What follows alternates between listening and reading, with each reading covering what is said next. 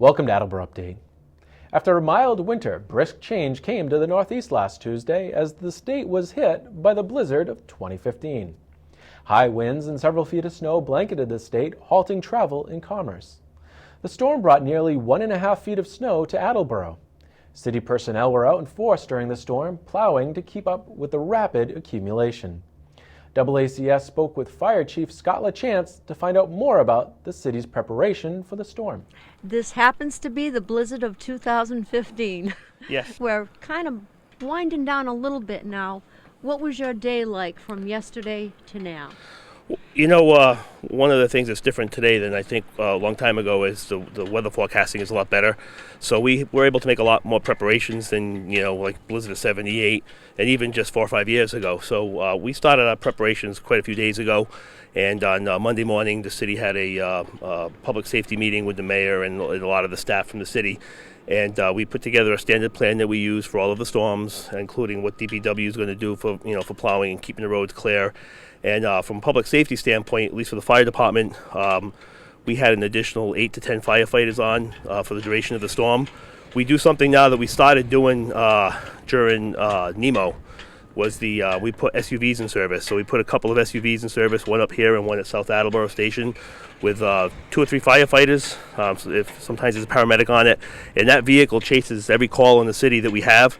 That does a couple of things for us. They're 4-wheel drive vehicles, so they can get through, the streets even when they're not plowed as much as we would hope.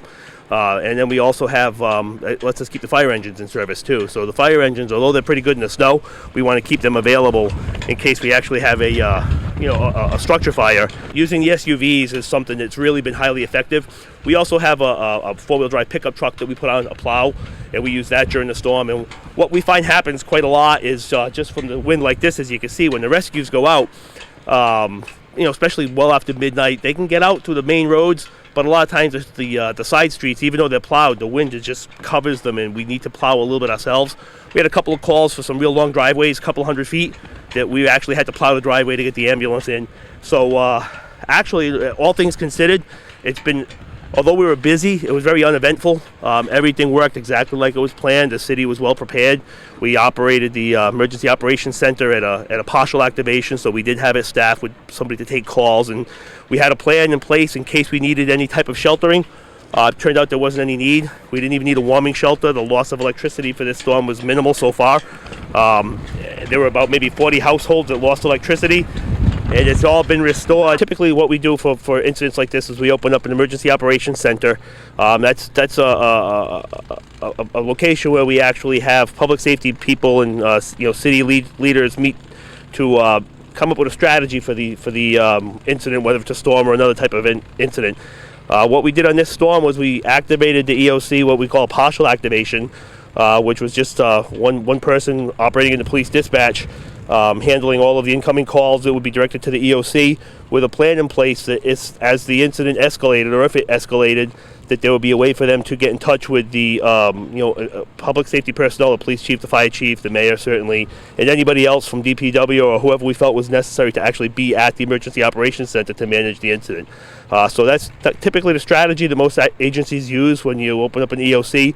It's an ICS, incident command system. You only activate it to the level that you need, and as the incident escalates, then you can expand it and then you can diminish it. So it's still open right now, probably around 11 o'clock or midnight this evening. If the weather forecast remains accurate, then we'll probably close the EOC. This is my 5th year as fire chief, and it's one thing that really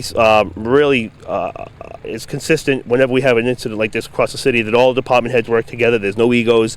Everybody knows what we need to do. DPW does a great job making sure that we can get to where we need to be.